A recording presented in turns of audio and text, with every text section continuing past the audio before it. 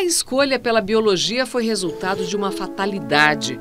Ao perder o pai às vésperas do vestibular para a medicina, a jovem Neiva Guedes precisou trabalhar para ajudar a família e começou o curso noturno disponível. Não demorou muito para entender. Foi a escolha certa. Na primeira experiência em campo, no Pantanal, a bióloga encontra as araras azuis e, a partir daí, se dedica a estudar e conservar a espécie já muito ameaçada. Quando eu comecei o trabalho, a estimativa na natureza como um todo era de 2.500 a 3.000 indivíduos e no Pantanal em torno de 1.500. Porém, depois do nosso trabalho, principalmente do manejo, da instalação de caixas, ninhos artificiais, da recuperação dos ninhos naturais, de todo esse trabalho com a comunidade, a gente viu que a população cresceu, a estimativa é de 6.500 indivíduos hoje na natureza, sendo que cerca de 5.000 indivíduos estão no Pantanal.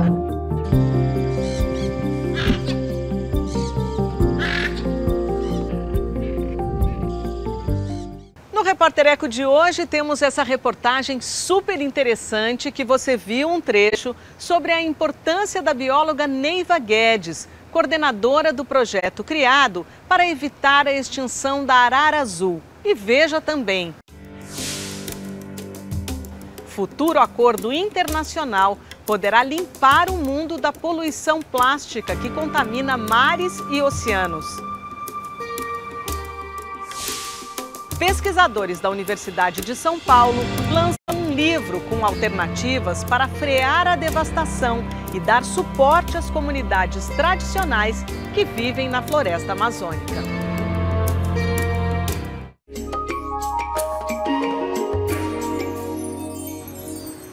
Estudo internacional mostra que a poluição plástica já chegou a todos os oceanos. Quase 90% das espécies marinhas são afetadas, inclusive peixes consumidos em vários países. A esperança é que a definição de um pacto global a ser lançado até 2024 possa ajudar a combater o problema.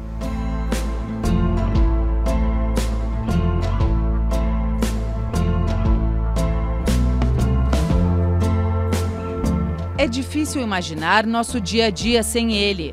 O plástico está presente em diversos momentos e facilitou a vida das pessoas.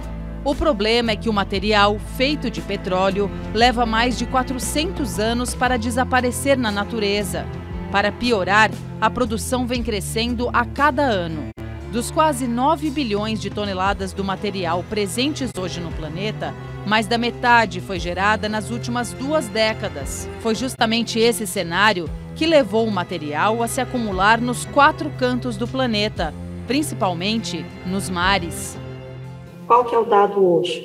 O dado hoje é que a gente, por minuto, está levando aos oceanos em todo o mundo 21 mil quilos de micropartículas plásticas, de plástico, de resíduo plástico, e é esse resíduo que está ficando dentro dos ecossistemas. Se a gente pegasse uma praia conhecida no Brasil, a praia de Ipanema, que tem 2.600 quilômetros de extensão, e colocasse aquele tijolo maciço que a gente construía a casa antigamente, aquele tijolinho que tem 19 centímetros, trouxe até aqui uma régua para mostrar, aquele tijolo que tinha mais ou menos esse comprimento. Se a gente pegasse a praia de Ipanema inteirinha e colocasse tijolos em toda ela, por minuto é como se o mundo inteiro tivesse, por minuto, montando uma fila gigante de tijolos, de 21 mil quilos de tijolos, e jogando no mar. E foi feita uma medição mostrando que a gente vai duplicar essa realidade, que já é intolerável do ponto de vista de sobrevivência dos ecossistemas,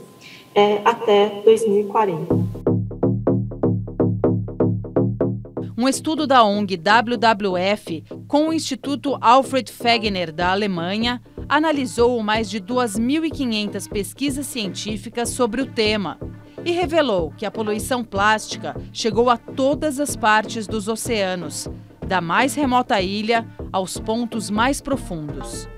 A concentração de micropartículas plásticas por centímetro cúbico do oceano tem um limite. A partir do momento que você tem mais de 121 mil micropartículas plásticas por centímetro cúbico, né, por unidade, a gente tem uma situação onde aquele ecossistema, né, imagina essa quantidade, esse ecossistema não tem mais condições para que toda a vida, todas as espécies marinhas sobrevivam.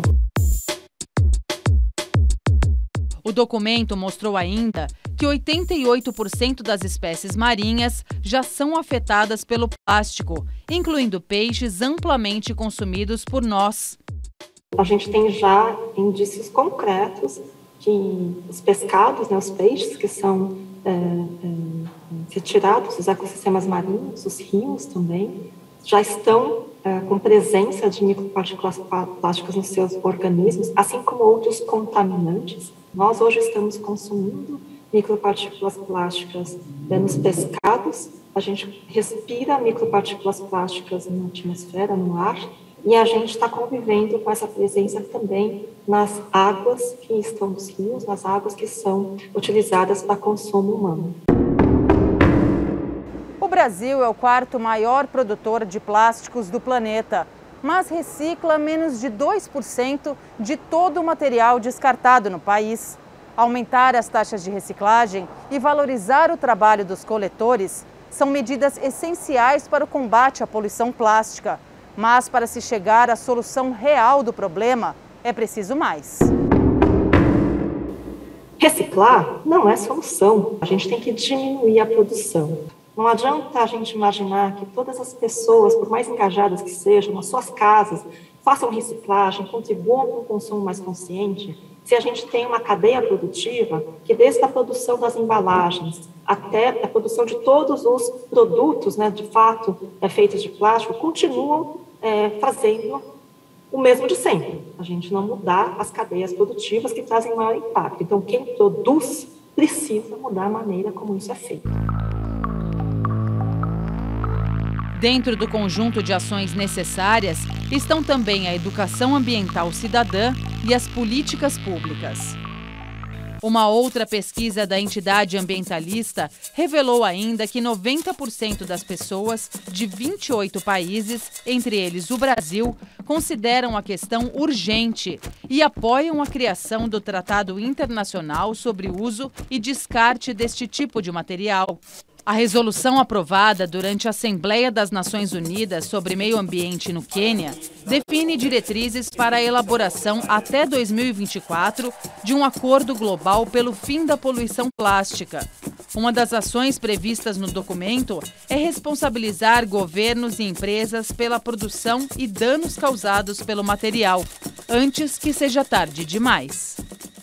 A gente está tirando petróleo da terra, carbono de onde ele estava armazenado, transformando em poluentes e deixando de legado um poluente que não é biodegradável, que vai ficar na natureza para sempre.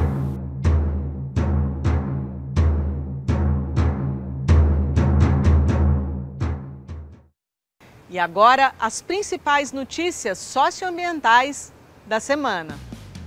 Pesquisa recente na Holanda descobre a presença de microplásticos na corrente sanguínea de humanos. Os tipos mais frequentes são o PET das garrafas plásticas, o polietileno das sacolas de supermercado e o polímero, que é a base do isopor. Cientistas confirmam o recorde de calor nos polos da Terra que aconteceu ao mesmo tempo.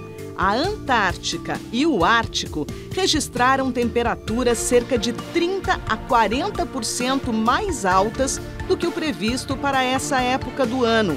Segundo climatologistas, o fato inédito é consequência da emergência climática mundial. O Supremo Tribunal Federal começa a analisar o chamado Pacote Verde. Em pauta estão 7 ações ambientais contra o governo federal. Entre elas, a que pede a retomada do plano de prevenção e controle do desmatamento na floresta amazônica, a que exige a volta do Fundo Amazônia, a contrária ao decreto que exclui a sociedade civil do Fundo Nacional de Meio Ambiente e a que vai contra a medida que libera o licenciamento para empresas classificadas em termos de impactos ambientais como de risco médio. Em meio à ação no STF, o governo Jair Bolsonaro decide elevar de 23 para 36 o número de conselheiros do CONAMA, principal órgão consultivo do Ministério do Meio Ambiente. Apesar do aumento, o número de vagas ainda é bem menor do que as 96 existentes antes da redução, feita em 2019 pelo próprio presidente. E a seguir, aqui no Repórter Eco. Pesquisadores da Universidade de São Paulo lançam um livro com alternativas para frear o desmatamento e dar apoio aos povos tradicionais da Amazônia.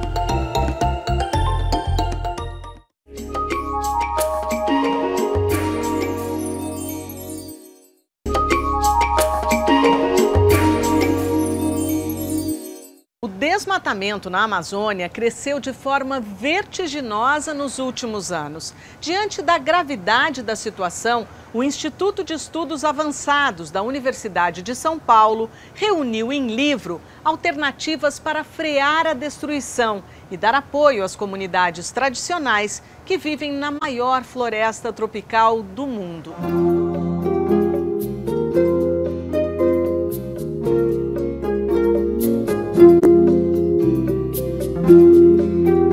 É tradição entre geógrafos brasileiros ir ao encontro de paisagens e de gente para fazer os relatos de campo. Registros fotográficos fazem parte deles. Estes são do professor Wagner Ribeiro, da USP. Ele integrou um grupo de pesquisadores que esteve com ribeirinhos de Roraima. Aprendizados da viagem se uniram a conhecimentos científicos na publicação Amazônia, Alternativas à Devastação, do Instituto de Estudos Avançados da Universidade. O acesso é gratuito pela internet. Os artigos destacam a importância de valorizar conhecimentos das populações tradicionais. Que ninguém passa fome, professor. Vocês falavam em vários momentos, né? Nós sabemos a hora que tem que coletar o açaí, nós sabemos quando a gente tem que plantar mandioca para ter a farinha no período mais de escassez de determinado alimento, nós sabemos quando nós podemos caçar, quando a gente pode pescar, enfim, nós sabemos o que fazer quando o rio chove. Algumas comunidades, por exemplo, eles têm duas casas, uma casa junto à área de várzea e uma área mais na média encosta, ou seja, quando o rio tem esse movimento natural, eles simplesmente se deslocam para a parte superior. Nós tivemos uma devastação sem precedentes da Amazônia. 2021 teve um crescimento no desmatamento de quase 30%. E nos anos anteriores isso já vinha ocorrendo. Vocês falam em multidevastação. O que é isso? O principal vetor do desmatamento era a expansão da frente de produção agrícola. Hoje nós estamos assistindo na Amazônia, infelizmente, vários focos de devastação, em áreas onde não poderia estar ocorrendo. Eu estou me referindo às unidades de conservação e também às terras indígenas. O exemplo mais contundente é, sem dúvida, a presença de mineração, em geral, ilegal. Há também a retirada de madeira ilegal e, em algumas situações, até já se encontra diretamente o desmate para a introdução da soja. Tem um artigo seu que trata das causas, das consequências e das alternativas à devastação. Quais são as causas? Nós assistimos justamente essa flexibilização, eu diria, para usar uma palavra amena, da fiscalização do governo federal, que está, infelizmente, dificultando o monitoramento em tempo real, por exemplo, ao reduzir verbas para o Instituto Nacional de Pesquisas Espaciais, que monitora não apenas a Amazônia, mas também o Cerrado. De que maneira que isso ocorre? Deslocando técnicos, por exemplo, que faziam denúncias importantes, realocando recursos, retirando de áreas, retirando capacidade de ação de intervenção em campo de técnicos altamente qualificados. Quais são as consequências? Na escala local, evidentemente afetando as comunidades originárias, os povos quilombolas, os ribeirinhos que vivem nas áreas, que perdem, portanto, a sua principal fonte de nutrição. Nós temos a perda dos serviços ambientais e ecossistêmicos, Então, a chuva que chega ao sul-sudeste, ela acaba mudando, muitas vezes, a sua própria trajetória. E na escala internacional, sem dúvida, o Brasil se torna, por meio do desmatamento, um grande emissor de gás de efeito estufa. Quais são as alternativas à devastação? Entre elas, você tem, por exemplo, a valorização de culturas que estão na Amazônia, o cupuaçu, açaí, combinadas, às vezes, com agricultura que mantém a floresta em pé. A gente já vê em algumas localidades a presença de placas solares, por exemplo, né, que permite a geração de energia local e também poderia ser implementado em outras escalas nas cidades brasileiras. Vocês lembram de um grande geógrafo brasileiro, o professor Aziz Absaber. Eu tive o prazer de conversar com ele algumas vezes. E citam o projeto Floran. Que projeto era esse? Isso ainda pode nos inspirar em relação a soluções para a Amazônia? Foi uma ideia muito original naquele momento, que era de você reflorestar, recuperar, né, áreas degradadas da Amazônia com espécies nativas e também com algumas espécies que poderiam vir a ser comercializadas com aproveitamento de madeira.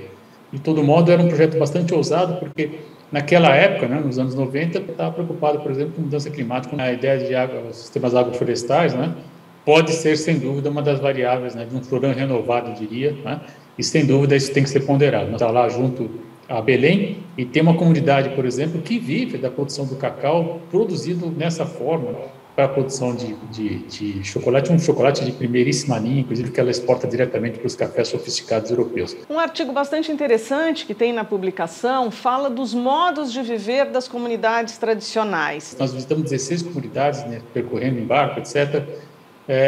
A primeira pergunta é, vocês querem sair daqui? Nenhuma comunidade dizia queremos sair, ao contrário, todos diziam nós queremos ficar aqui.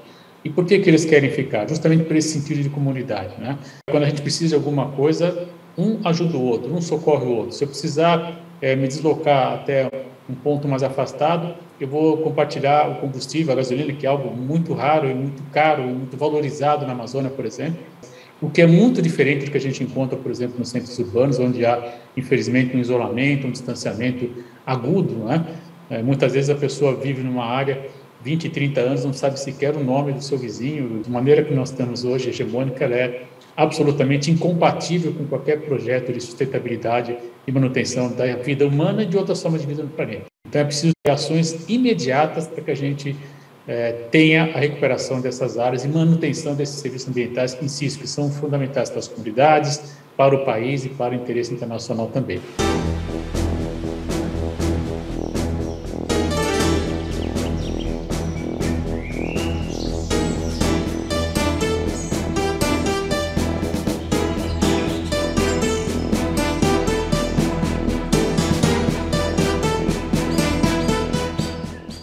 E a seguir, aqui no Repórter Eco, o perfil da bióloga que ajudou a salvar da extinção uma das aves mais belas do planeta. Neiva Guedes foi reconhecida pela ONU como uma das cientistas mais importantes do mundo por estudar e criar o projeto de conservação da arara azul.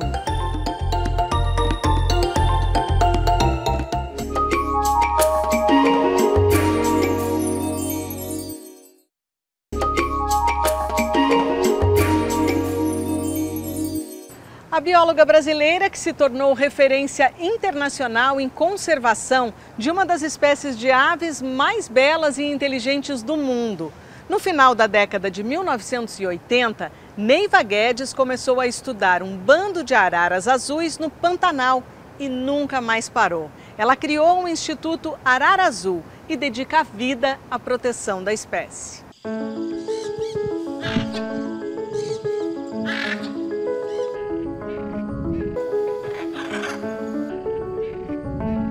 A escolha pela biologia foi resultado de uma fatalidade.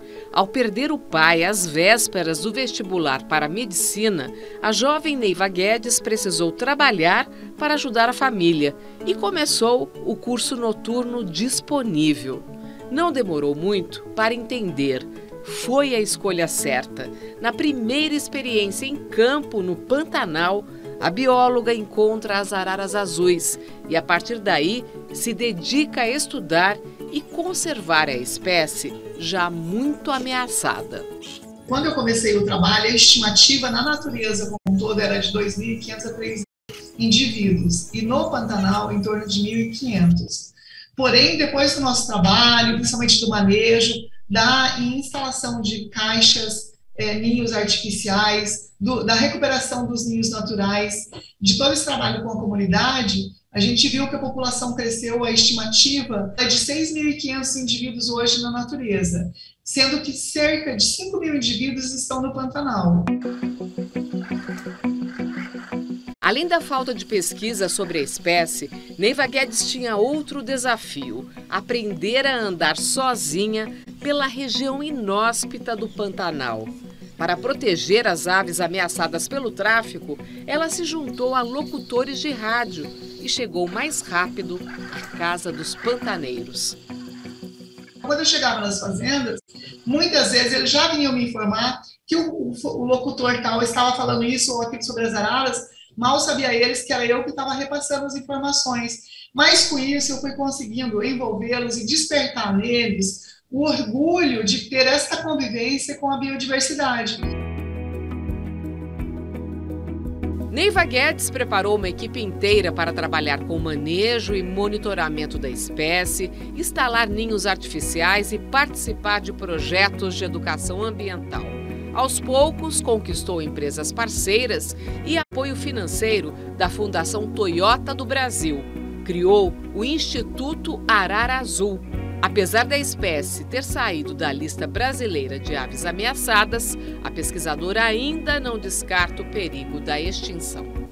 A arara azul é uma ave extremamente delicada. Você imagina uma espécie que leva de 7 a 9 anos para começar a reproduzir, tem em média 2 ovos, porém nem sempre esses 2 ovos eclodem e os filhotes sobrevivem. A maioria dos casais consegue ter apenas a sobrevivência de um filhote e que vai enfrentar durante 3, 4 meses que fica dentro do ninho crescendo uma série de fatores como predação, mudanças climáticas com chuvas muito intensas em pouco intervalo de tempo, a escassez de alimentos em geral, não só para as araras, mas também para as outras espécies, o que faz com que espécies que antigamente nem predavam, hoje predam as araras nos ninhos. Eu não diria que ela já está salva, embora ela seja bastante resiliente.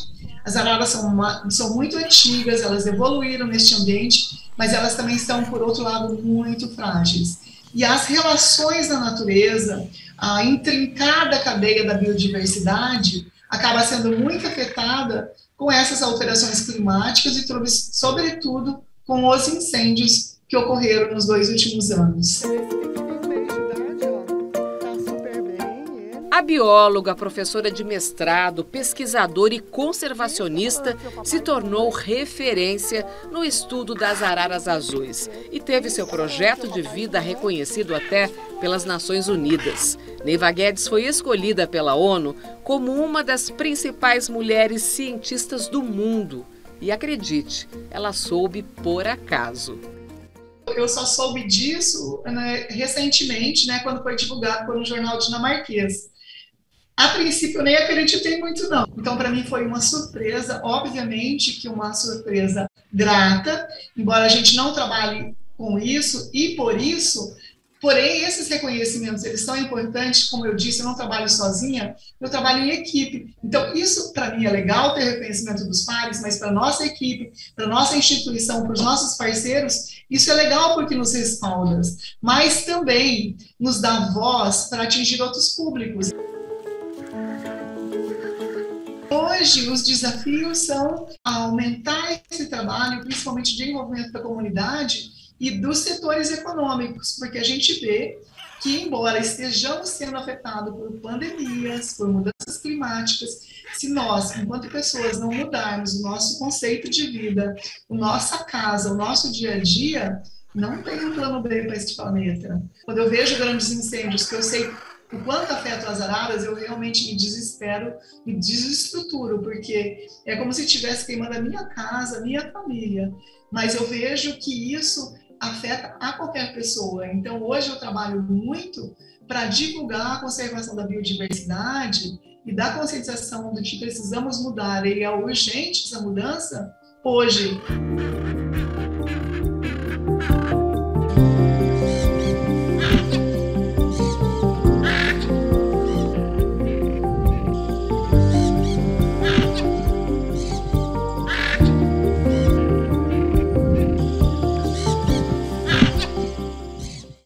A bióloga Neiva Guedes merece toda a nossa admiração e nosso apoio pelo trabalho de conservação da arara azul, espécie que ainda corre riscos. Como ela mesma lembrou, não existe plano B para o nosso planeta.